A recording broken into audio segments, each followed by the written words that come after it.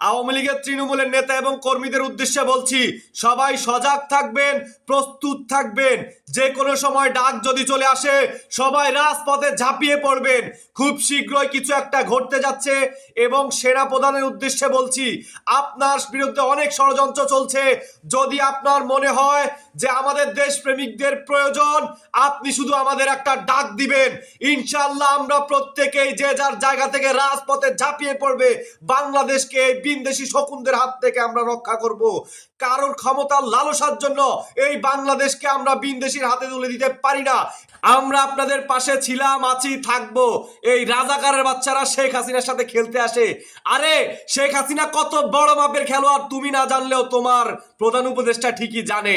এখন তিনার পায়ের নিচে মাটি নেই, তিনি যে কোনো সময় হয়তো স্টক করে মরেও যেতে পারে।